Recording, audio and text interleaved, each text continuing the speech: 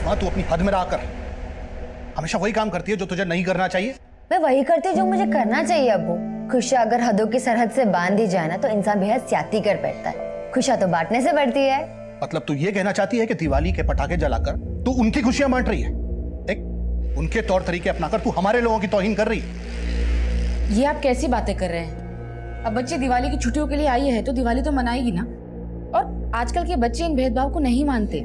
उनके लिए ईद, क्रिसमस, दिवाली ये सब उनके त्योहार हैं। हाँ अब्बू, बस हमारे यहाँ जिस तरीके से चीजें होती हैं वैसे ही होंगी, तुझे भी वैसे ही फॉलो करना है।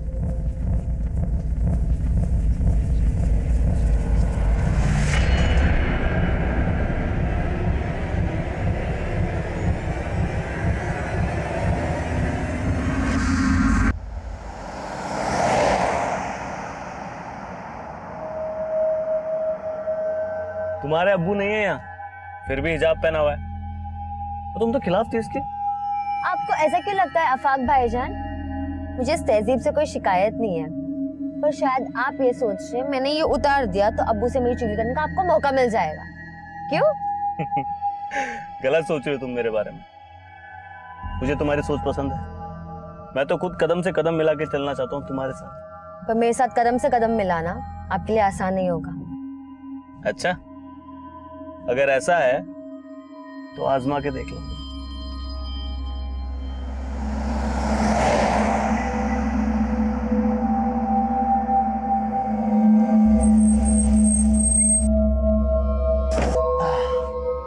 चलिए, अल्लाह हाफिज।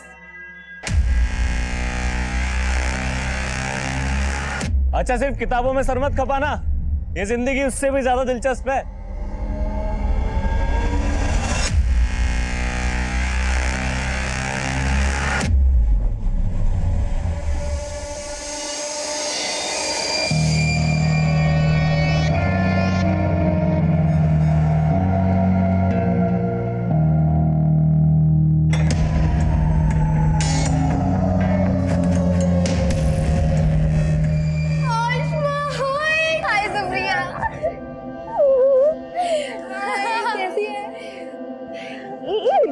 अरे यार, हॉस्टल एकदम खाली खाली लग रहा है। हाँ यार, ज्यादातर लड़कियां आज आई नहीं। अच्छा, और बता, तेरी छुट्टियां कैसी रही? एकदम रॉकिंग। तुम लोग सिगरेट पी रही थी? तो तुझे क्या लगा हम यहाँ पर अगरबत्ती जलाएंगे? Very funny. तुम लोग ना सुधरोगे नहीं। सुधरना तो तुझे आसमा, और तुझे सुधारने के लिए हमने एक प्लान बनाया है। अच्छा, क्या प्लान किया तुम लोग ने?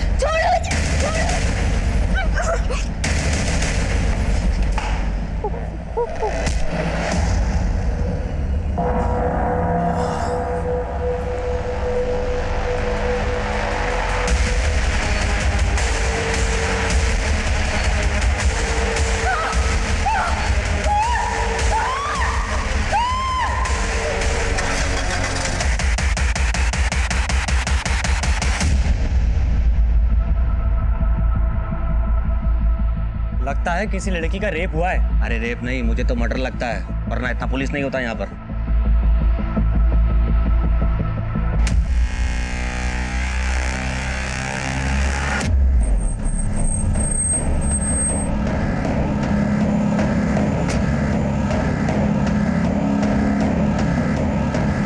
जय हिंद सर, बहुत ब्रूटल मर्डर है सर।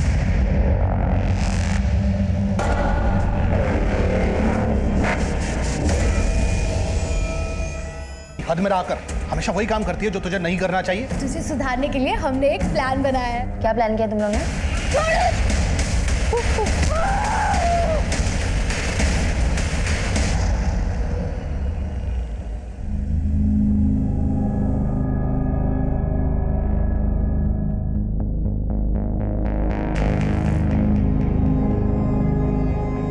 सर,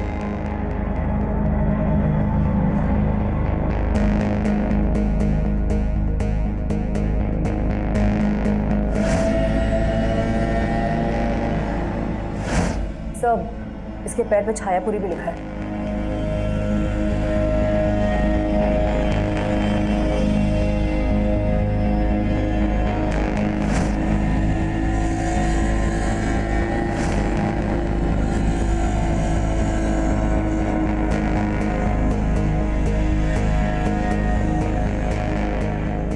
सर, इस रूम में आसमा के अलावा 2 लड़कियां और रहती हैं। एक सुप्रिया जो अभी हॉस्टल में है, और दूसरी लड़की दिवाली वेकेशन से अभी तक आई नहीं है वापस।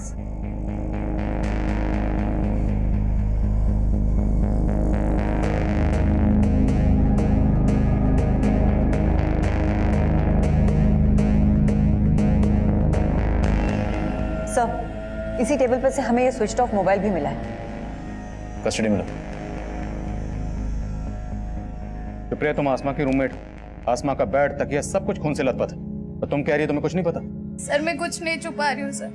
मैं रात को रूम में नहीं थी, मैं अपने फ्रेंड्स के साथ उनके रूम में थी, और जब हम गए थे तो आसमा अकेली थी रूम में। देख आसमा, तुझे नहीं आना तो कोई बात नहीं, लेकिन दरवाजा अंदर से बंद मत करना। मैं रात को आऊंगी तो तेरी नींद डिस्टर्ब हो जाएगी। तो तुमने जानबूझकर आसमा को दरवाजा खुला रखने के लिए कहा था? हाँ, लेकिन मैं सच कह रही हूँ सर। मैं अपने फ्रेंड के साथ उनके रूम में थी और उनसे बातें करते करते मैं सो गई, और जब सुबह उठी तो देखा।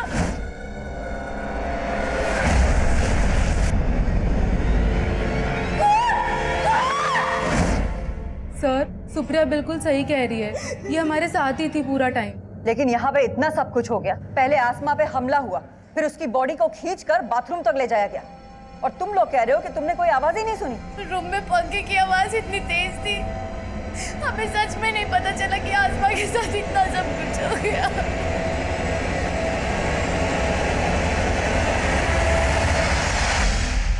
इतना ब्रूटल मर्डर, लड़की को कमरे से घसीटकर बाथरूम तक ले जाया गया।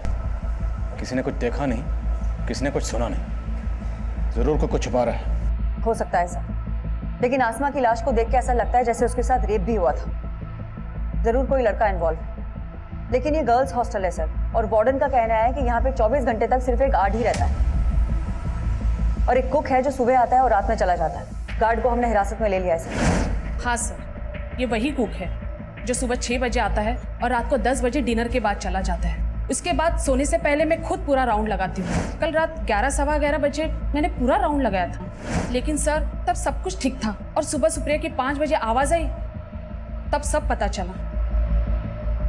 आसमा का हॉस्टल में किसी से कोई झगड़ा? नहीं सर।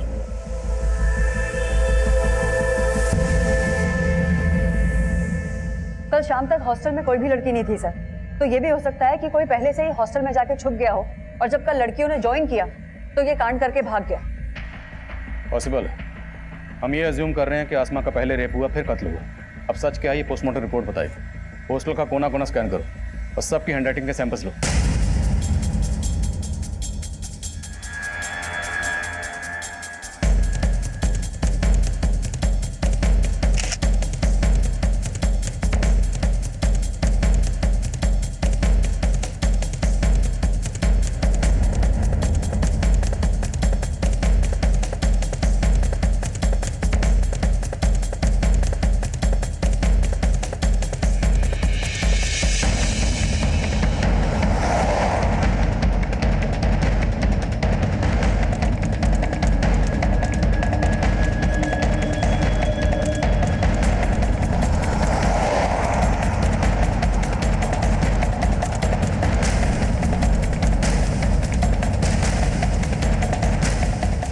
ये इतना ऊंचा है सर कि यहाँ से आना और भागना दोनों ही पॉसिबल नहीं है।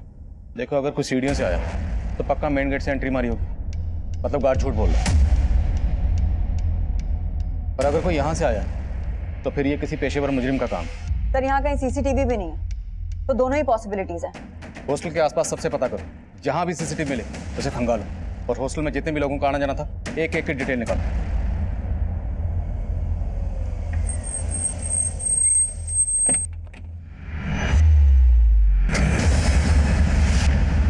भैया हुआ क्या है? मैडम, आपकी बेटी का रेप करके मर्डर कर दिया गया है, इस बारे में आप क्या कहेंगी? क्या बकवास कर रहे हैं आप? ये बात सही है तुम्हारा? नहीं नहीं नहीं नहीं, कुछ नहीं हुआ है।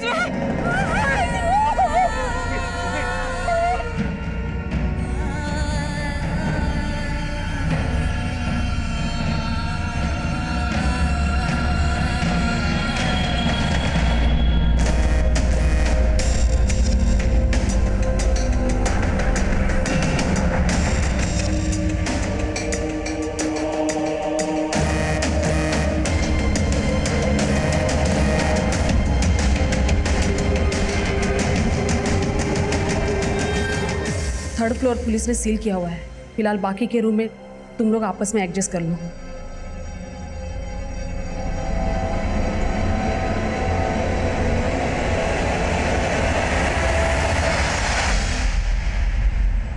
मैं ऐसे कैसे विश्वास कर लूं कि मेरे हस्बैंड? आप बैठिए, मुझे कुछ नहीं पता, मुझे एक बार मेरी बेटी को दिखा दीजिए प्लीज, एक बार मेरी बेटी को देख लेने दीजिए ना मैडम। मैडम आप बैठिए प्लीज।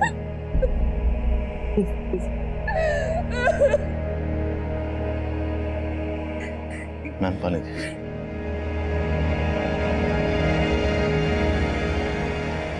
देखिए, आसमा की बॉडी को हमने पोस्टमार्टम के लिए भेजा है। मैं वो सब कुछ नहीं जानती, मुझे बस एक बार मेरी बेटी से मिल लेने दीजिए, एक बार। देखिए, मैं समझ सकता हूँ एक माँ के नाते ये वक्त आपके लिए आसान नहीं है, पर मैं आपको बताना चाहता हूँ कि आसमा की बॉडी की जो हालत है वो देखना आपके लिए और भी मुश्किल होगा। आपके कह देने से मैं मान लूं कि मेरी बच्ची, अरे कल ही तो उसे हंसता खेलता देखा था। अम्मी इतनी मुश्किल से पैक किया था, अपने ऑफिस खोल दिया। अरे ये देख, घर के बने लड्डू हैं, तूने रखना ही भूल गई थी। अब्बू आप इतने चुप चुप क्यों है? लगता अभी भी मुझसे नाराज है। बेटा ख्यालात तो तेरी अम्मी से भी नहीं मिलते हमारे, फिर भी निभा लिया ना। तू तो बच्ची है हमारी। वाह फूफा, अस्सलाम वालेकुम फूफी। आज ये आसमा झुक गया या जमीन पे रह के आप भी आसमा छू बैठे? अफाक भाईजान, अफा की तरह जलना तो आपकी फितरत है ना? जब देखो अब्बू और मेरे बीच में आग लगाते रहते हैं। तो कल रात को उसे हॉस्टल ड्रॉप करके आया था और आज सुबह। देखिए, जिस तरह से आसमा को मारा गया काफी दिल दहलाने वाला है। ये जरूर किसी ऐसे शख्स का काम है जिसकी आसमा से गहरी रंजिश रही होगी। तो क्या आसमा ने कभी आप लोगों से इसके खिलाफ कुछ कहा था? नहीं सर, उसने कभी कुछ ऐसा नहीं बताया।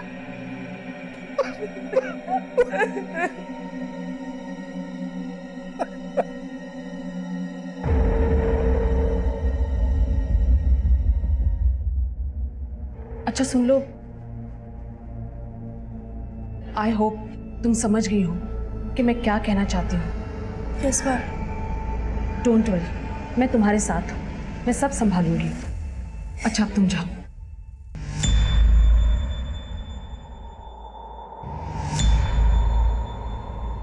हमने कई लोगों की हैंडराइटिंग ली है सर, लेकिन किसी की भी लिखावट इस लेटर की लिखावट से मैच नहीं करती। हमने बहुत सारे लोगों के फुटप्रिंट्स भी लिए हैं, लेकिन अभी तक किसी के खिलाफ कुछ पता नहीं चल पाया है। क्राइम सीन पर ये लेटर मिला और आसमा के बदन पर छायापुरी लिखा हुआ। छायापुरी नाम का कोई मैगजीन भी है ना? जी हाँ सर, इस मैगजीन के अंदर सेक्स रिलेटेड कंटेंट ही छपता है। मैं कमिंग सर? क्या सर, आसमा की प्रीलिमिनरी पोस्टमार्टम रिपोर्ट आ गई है। सर, रिपोर्ट के मुताबिक आसमा का रेप हुआ था और उसकी मौत सर पे चोट लगने की वजह से हुई थी।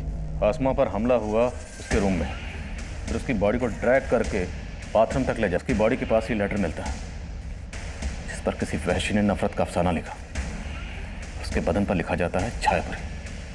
छायापुरी जो कि एक ऐसा मैगजीन है जो ज़्यादातर सेक्स रिलेटेड कंटेंट छापता है। तो ज़रूर ये किसी सेक्स मैने का काम है, या फिर किसी ऐसे शख्स का जो आसमा से गहरी नफरत करता है, या फिर किसी सरफरे का। सबकी लिस्टिंग करो और शहर के सभी इंस्टीट्यूट को उठाओ और तोड़ो एक एक को। आसमा रेप और मर्डर केस में जहां हम एक तरफ आसमा की जिंदगी के पन्ने पलट कर देख रहे थे, वहीं दूसरी तरफ हमें इस केस में किसी बाहरी एंगल की पॉसिबिलिटी भी नजर आ रही थी। इसलिए हमने शक की बुनियाद पर कई हिस्ट्री शीटर्स को उठाया।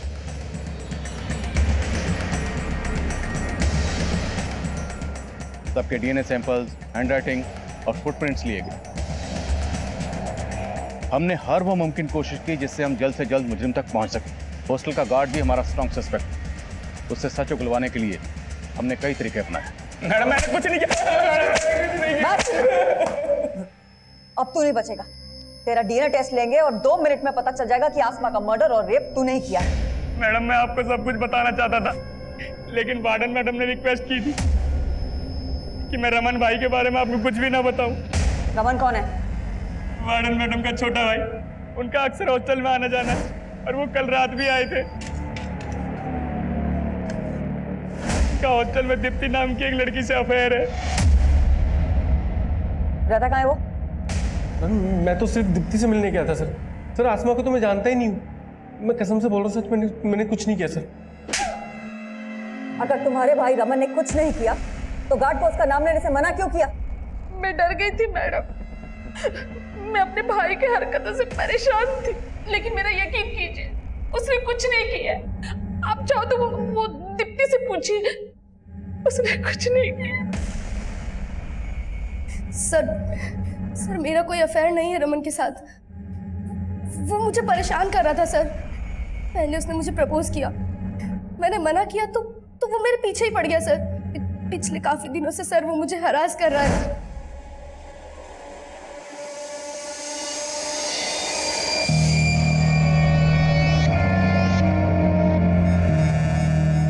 मैं उसका फोन नहीं उठा रही थी तो वो उस रात हॉस्टल में आ गया।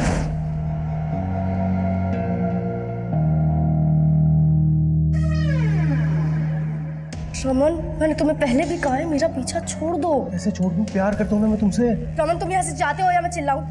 मैंने उसको वार्न किया था सर, तो वो वहां से चला गया था। उसके बाद क्या हुआ मुझे नहीं पता सर। सुबह मेरी नींद शोर से ही खुली थी सर। मैंने वार्डन मैम को रमन के बारे में बताया था, मगर वार्डन मैम ने मुझे चुप रहने के लिए कहा। मुझे नहीं पता रमन ने आसमा के साथ कुछ किया या नहीं। तो दीप्ति की तरह तो आसमा के पीछे पड़ा होगा। तुझे लगा दीप्ति नहीं तो आसमा? नहीं सर ऐसा कुछ नहीं है सर, मैं दीप्ति से प्यार करता हूँ। मिलने दीप्ति से गया होगा, लेकिन आसमा ने तुझे देख लिया। वो शोर न मचा दे इसलिए तूने उसे। नहीं सर ऐसा नहीं है सर, मैं तो तभी वहां से चला गया था। नहीं अब मैं ऐसा नहीं करूंगा, मुझे माफ कर दो। ऐसे नहीं छोड़ूंगा तुझे। अरे साहब, छायापुरी मैगजीन तो हर नुक्कड़ और चौराहे पे बिकती है। अब एक ऐसा रेपिस्ट जो छायापुरी मैगजीन पढ़ता है, उसको ढूंढना तो समुद्र में सुई ढूंढने जैसा है। लेकिन ढूंढना तो पड़ेगा। ठीक है साहब, आप बोलते हो तो कोशिश करके देखता हूँ। हेलो, हाँ बोल। सर गार्ड और रमन दोनों वहीं अटके हैं, लेकिन उनके फुटप्रिंट का साइज क्राइम सीन पे मिले फुटप्रिंट के साइज से मैच करता है। मैंने दोनों के डीएनए सैंपल्स भी ले लिए हैं सर, लेकिन रिपोर्ट आने तक वेट करना पड़ेगा। ये दोनों इतनी आसानी से कुछ नहीं उगलने वाले। क्राइम सीन से हमें जो आसमा का फोन मिला था उसे अच्छे से स्कैन करो, उससे हमें कोई ना कोई क्लू जरूर मिलेगा। मैगविन सर। हमें सर हमने हॉस्टल के आसपास के सारे सीसीटीवी खंगाले। क्राइम वाले दिन हॉस्टल के पीछे की तरफ एक कार वहां के सीसीटीवी में कैप्चर हुई थी। सर मैं वहां की फुटेज लाया हूँ। लेकर सर इस गाड़ी का नंबर विजिबल नहीं है। मैंने इस गाड़ी के बारे में आसपास के लोगों से पूछताछ की, लेकिन पहले किसी ने भी इस गाड़ी को यहाँ नहीं देखा। सर सस्पिशियस बात यह है, ये गाड़ी रात को 1 बजे यहाँ आई, इस गाड़ी में से कोई उतरा और फिर अर्ली मॉर्निंग वापस आया। जिस डायरेक्शन में ये गाड़ी गई है उस डायरेक्शन के सीसीटीवी खंगालो। हो सकता है वहाँ के किसी सीसीटीवी में इसका नंबर कैप्चर हुआ। Okay sir.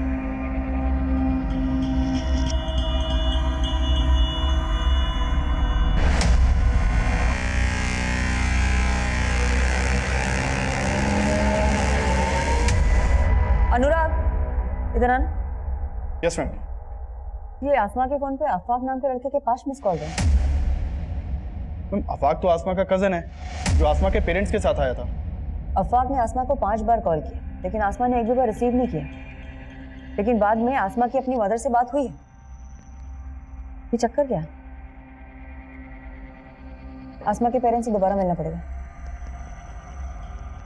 ये वही गर्ल्स हॉस्टल है जहां आसमा का इतना ब्रूटल रेप और मर्डर हुआ, पर पुलिस अभी तक इस केस में नाकाम नजर आ रही है। अब अफसोस करने का क्या फायदा? वक्त रहते अगर आसमा के पर काट दिए होते तो यह दिन नहीं देखना पड़ता। चारों तरफ इज्जत का कचरा हो रहा है। आपको अपनी इज्जत की पड़ी है, अपनी बच्ची का कोई दुख नहीं। दुख है मुझे, इसीलिए कोस रहा हूं तुझे। एक नहीं सुनती थी मेरी। पता नहीं वहां किस लड़के के साथ चक्कर चल रहा था उसका वहां। उसके साथ इतना कुछ हुआ और आप उसको ही।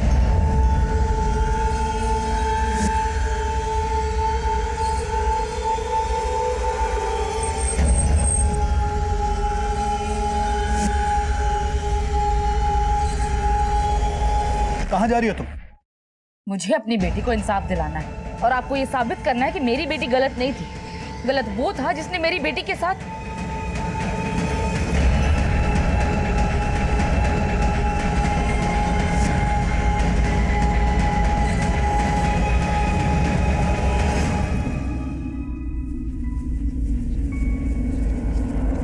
मैं आपसे अफवाक के बारे में बात करना चाहती हूँ। क्या आमना का और अफवाक का कोई इशू था? कैसी बातें कर रही हैं मैडम? भला अफाक का आसमा से क्या इशू होगा? देखिए, मर्डर वाली रात को अफवाक ने 5 बार आसमा को फोन किया था और उसने एक भी बार उसका फोन नहीं उठाया। और उन 5 मिस्ड कॉल्स के बाद उसकी बात आपसे हुई थी। क्या बात हुई थी? बस नॉर्मल बातें हुई थी। हाँ अम्मी, मैं ठीक हूँ और अच्छे से पहुंच गई थी। बस ठीक से रहना। तो अकेली रहती है ना तो दिल में फिक्र सी रहती है। आप मेरी टेंशन मत लो अम्मी। अच्छा अब्बू से बात करवाओ। अरे तेरे अब्बू तो बाहर टहलने गए हैं और फोन भी घर पर छोड़ गए। अच्छा, मुझे उनसे कुछ बात करनी थी, आएंगे तो फोन करवाना। अच्छा, ऐसी क्या बात है जो सिर्फ अब्बू से करनी है, मुझसे नहीं? ऐसा कुछ नहीं अम्मी, बस बात करनी थी कुछ। अब्बू आएंगे ना तो मेरी बात करवाना। उस दिन मैं जरा देर से टहल कर घर वापस आया। इन्होंने बताया था मुझे लगा रात काफी हो गई है, इसलिए अगले दिन फोन करूंगा ये सोचकर सो गए हम लोग। लेकिन ऐसी क्या बात होगी जो वो आपसे ही करना चाहती थी? मुझे खुद कुछ समझ में नहीं आ रहा मैडम। देखिए, हमें पता चला है कि आसमा लिबरल थॉट्स की लड़की थी और शायद आपको उसकी इस बात से परेशानी भी थी। तो कहीं कुछ ऐसा तो नहीं कि आप हमसे कुछ छुपा रहे हो? कैसी बातें कर रही है मैडम आप? मैं भला आपसे कुछ क्यों छुपाऊंगा? मैं मानता हूं कि हमारी बेटी आसमा कुछ अलग ख्यालात की थी, लेकिन मैंने हमेशा उसको यही समझाया कि बेटा इस तरह की बातें सिर्फ बातें करने तक ठीक, कोई महान नहीं बनता इन बातों से, बल्कि दुनिया सबसे पहले दुश्मन ऐसे ही लोगों की बनती है। मैडम अब तो मुझे यकीन हो चला है कि मेरी बेटी ऐसी नफरत का शिकार हुई जिसमें लोग बस्ती की बस्ती जला देते हैं। वो तो फिर भी एक छोटी सी मासूम मेरी प्यारी सी बच्ची थी।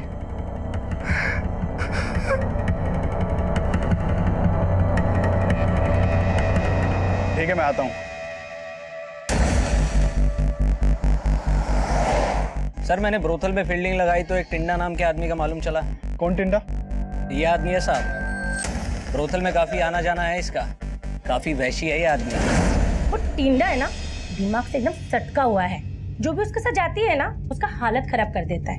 एक नंबर का जानवर है, जानवर। आप एक बार देख लो, हो सकता है ये वही सनकी आदमी हो जिसे आप ढूंढ रहे हैं।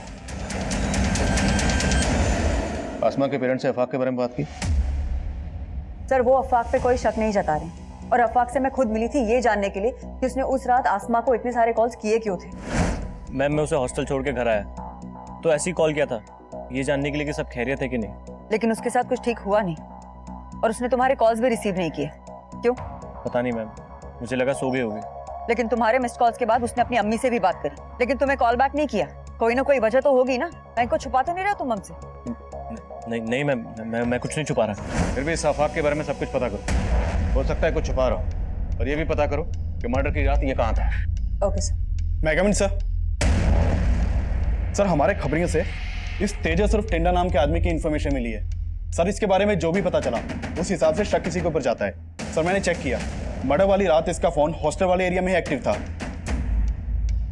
उठाओ इसे। Yes sir.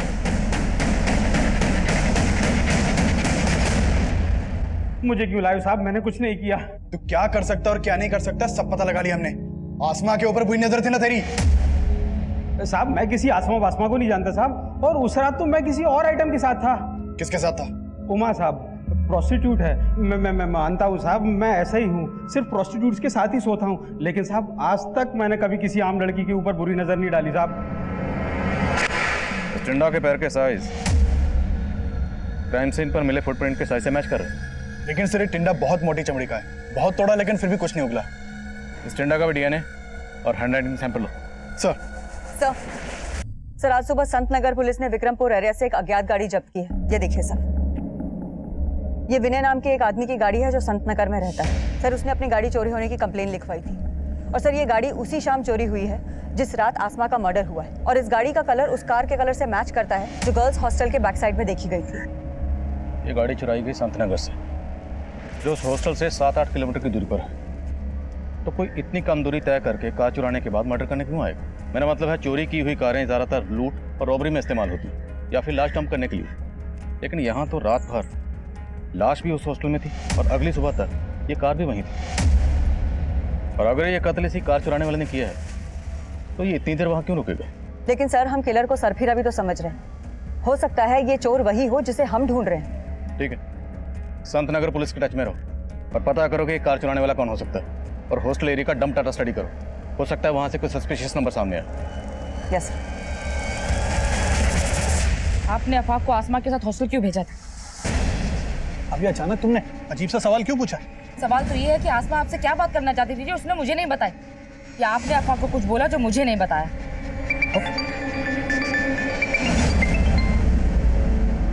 हेलो, पुलिस आपको गुमराह कर रही है। क्या? वो आसमा के कातिल को जानती है लेकिन उसको बचा रही है। किसको बचा रही? और आप कौन बोल रहे हैं? मैं जो कोई भी हूँ आपका शुभचिंतक हूँ। आसमा का रेप और मर्डर शांतनु ने किया है। शांतनु? कौन शांतनु? बिजनेसमैन गुरुदत्त का बेटा शांतनु। शांतनु का एक दोस्त भी है जो उसके साथ मिला हुआ है। सर मर्डर वाली रात एक अनिरुद्ध नाम के लड़के का फोन हॉस्टल वाले एरिया में एक्टिव था और ये अनिरुद्ध सुप्रिया के काफी टच में था। इस सुप्रिया पर मुझे शुरू से ही शक था। सुप्रिया और अनिरुद्ध दोनों को उठा के लो। सर मैं कम इन सर? कमें। सर आसमा रेप और मर्डर केस में मीडिया ने हंगामा मचा रखा है सर। न्यूज आ रही है टीवी पे। चलो टीवी चलाओ। हम पहले पुलिस पर भरोसा कर रहे थे, लेकिन अब हमारा भरोसा उन पर से उठ। लेकिन आपका पुलिस पर से भरोसा क्यों उठ गया? कि पुलिस मेरी बेटी के कातिल को बचा रही। आसमा को न्याय दो! सर शर्मा आसमा को न्याय दो! न्याय दो! न्याय दो! आसमा को न्याय दो! न्याय दो! न्याय दो! We want justice! We want justice! आसमा को न्याय दो! न्याय दो! न्याय दो!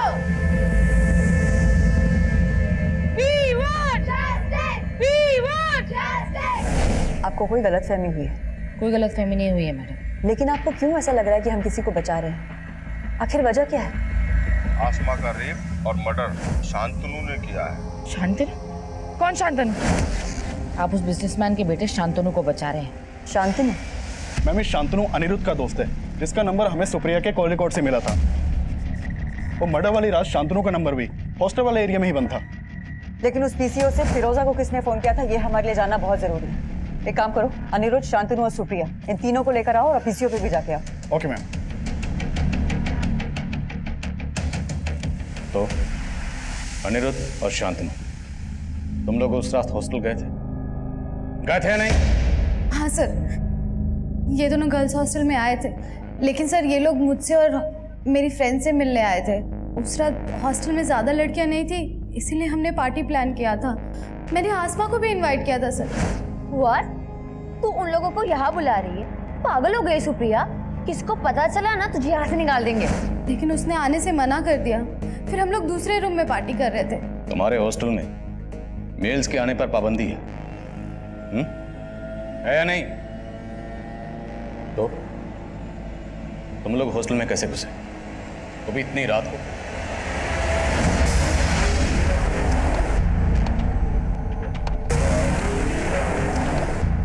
उसके बाद हम लोगों ने 2 घंटे तक एंजॉय किया और उसके बाद शांतनु और अनिरुद्ध दोनों चले गए थे। सर उसके बाद सच में मैं अपने फ्रेंड्स के साथ ही सो गई थी। तुम चुप रहोगे? तुम्हें क्या लग रहा है हम तुम्हारी बातों में आ जाएंगे? तुम इन्हें बचा लोगी? बोलो तुम लोग, साफ साफ बोलो, उस रात हॉस्टल में क्या हुआ था? सर हमने आसमा के साथ कुछ भी नहीं किया है सर, बिलीव अस। सर मैं मानता हूं कि हमने गलती की, लेकिन हमने कुछ नहीं किया सर। सर मैंने अनिरुद्ध और शांतनु के डीएनए और हैंडराइटिंग सैंपल्स लेने के लिए बोल दिया है। माना है तीनों झूठ बोले, लेकिन वो आदमी कौन होगा जिसने पीसीओ से फोन करके फिरोजा को शांतनु के बारे में बताया? सर वहाँ पीसीओ पे भी गया था, वहाँ कोई सीसीटीवी नहीं था और उस पीसीओ पे ये भी नहीं पता चल पाया कि ये कॉल किसने किया होगा। हमारी रडार पर सिर्फ शांतनु नहीं बल्कि अनिरुद्ध, सुप्रिया, हॉस्टल वार्डन सुनीता, सुनीता का भाई रमन और टिंडा भी शामिल थे। इन सबको हम स्ट्रॉन्ग सस्पेक्ट मान रहे थे, लेकिन सवाल यह था कि वो गुमनाम कॉलर कौन था जिसने आसमा की अम्मी को फोन करके सिर्फ शांतनु को आसमा का गुनहगार बताया था, जिसकी वजह से आसमा की अम्मी ने एक ऐसा जज्बाती कदम उठाया और उस कदम को मीडिया ने इतना उछाला कि लोग अब हमारी काबिलियत पर ही शक करने लगे थे। मुझे इस केस से हटाने की मांग उठने लगी थी, लेकिन मेरे सीनियर ने मेरा साथ दिया और अब मैंने तय कर लिया कि मुझे ये केस जल्द से जल्द सॉल्व करना है। हमने सारे सस्पेक्ट को बारीकी से इन्वेस्टिगेट करना शुरू किया।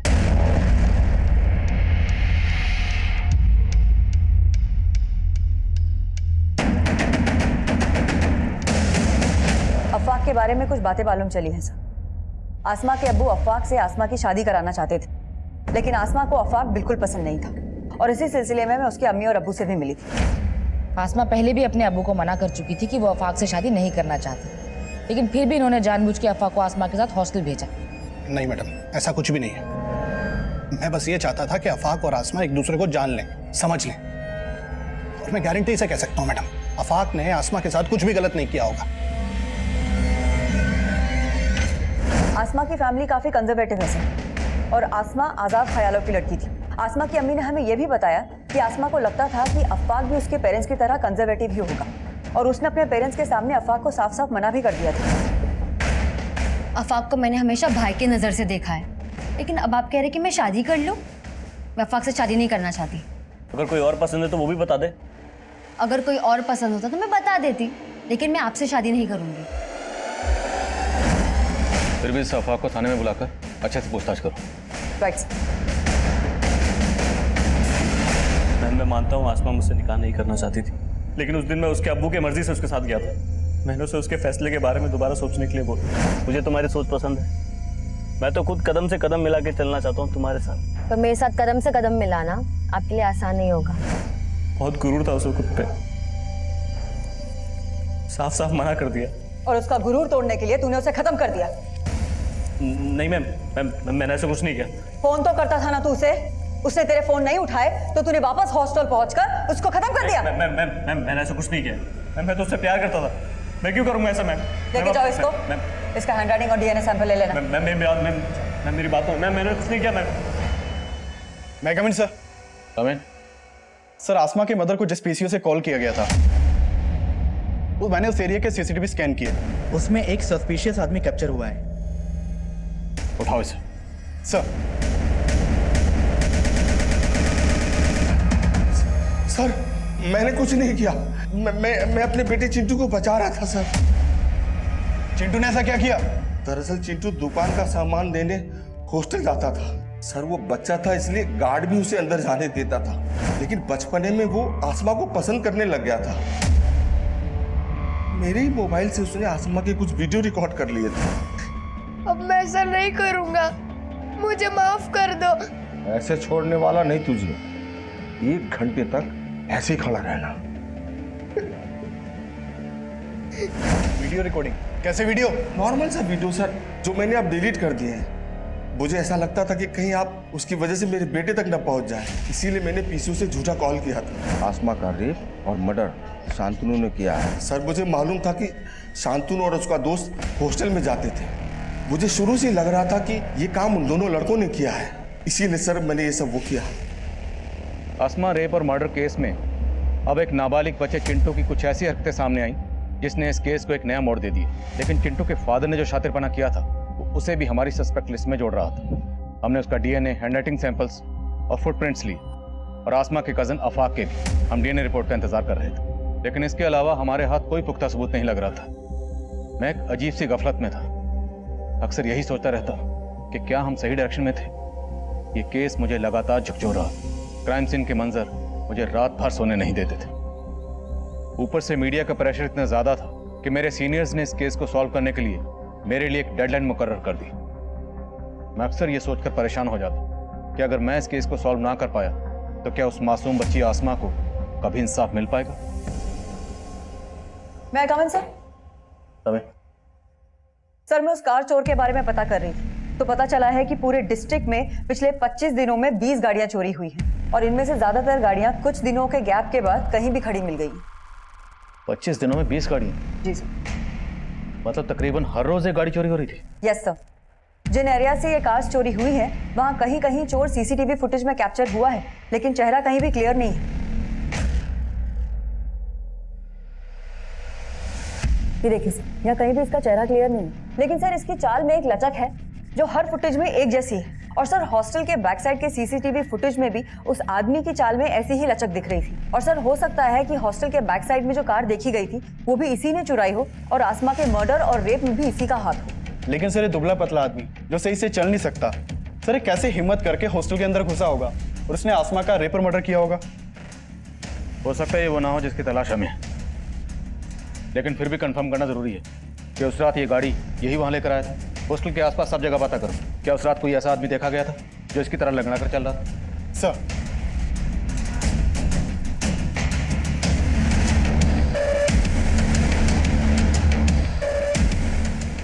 सर उस दिन सुबह 6 बजे एक आदमी आया था जो लंगड़ा के चलता था। उसके पास एक कार भी थी। उसने मेरे यहाँ बैठकर कई कप चाय भी पी थी।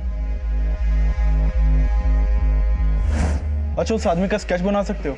जी साहब, बनवा सकता हूँ। मैम, चाय वाले ने जिस आदमी के बारे में बताया था उसका स्केच है।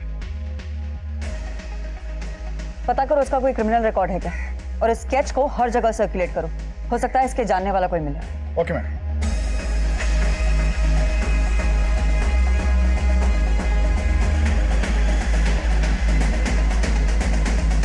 सर जानता हूँ इसको, ये सखाराम है।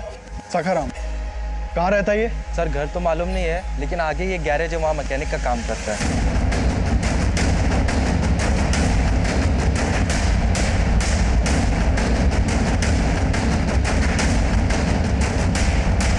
सखाराम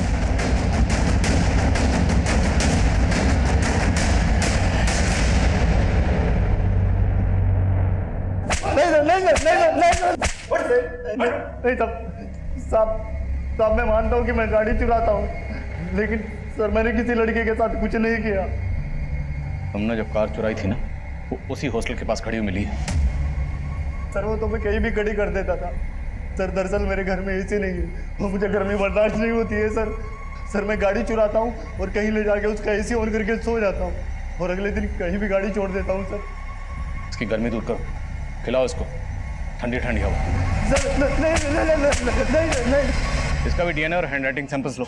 सर अब पुलिस ने आसमा रेप और मर्डर केस में एक ऐसे आदमी को गिरफ्तार किया है जो ठीक से चल भी नहीं सकता और पुलिस सोच रही है ऐसा आदमी हॉस्टल की तीसरी मंजिल की खिड़की तक चढ़ा और आसमा के साथ रेप और मर्डर किया। क्या पुलिस ऐसे आदमी को अंदर करके वाकई किसी को बचाने की कोशिश तो नहीं कर रही? मैं कमिंग सर? सर सखाराम भी कुछ नहीं उगल रहा है और शांतनु और अनिरुद्ध का डीएनए आसमा की बॉडी पे मिले डीएनए से मैच नहीं करता। और चिंटू के फादर का डीएनए? सर उसकी डीएनए की रिपोर्ट आने वाली है। मैं कमिंग सर? मैंने सखाराम के बारे में पता किया सर।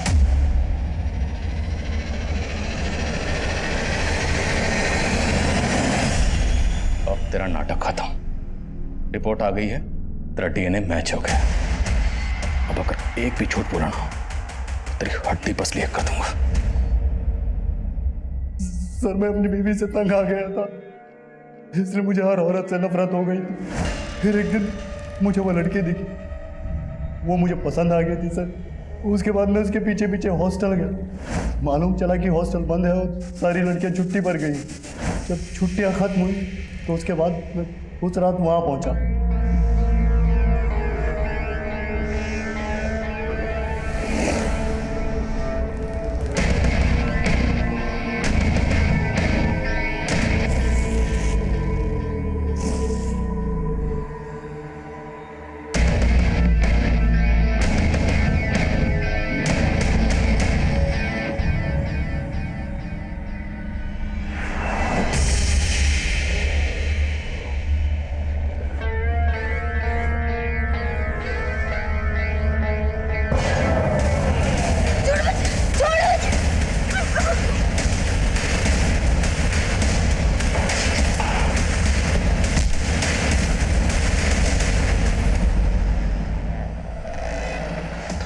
लाश के साथ लाश के साथ बॉडी पर छायापुरी लिखा। क्यों? सर ऐसे सर उस रात जिसकी गाड़ी चुराई थी वो छायापुरी पत्री का मालिक था। मुझे नाम पसंद आया इसलिए लिख दिया, और सर जो कुछ मेरे दिल में था वो मैं लेटर पे लिखा और चला गया।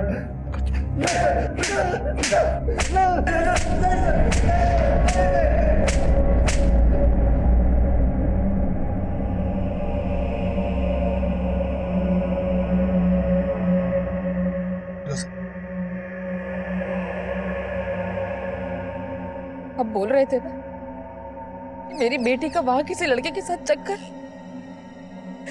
देख लिया ना क्या सच सामने आया। मैं तुमसे माफी मांगता हूं फिरोजा, मैं कभी आसमा को समझ ही नहीं पाया।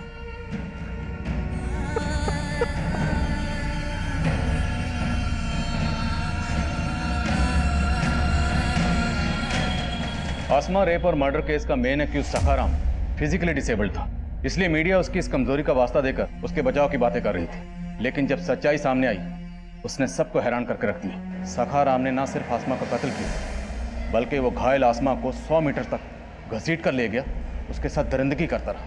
लेकिन हॉस्टल में मौजूद किसी ने कोई आवाज़ नहीं सुनी, किसी ने कुछ नहीं देखा, कुछ नहीं सुना।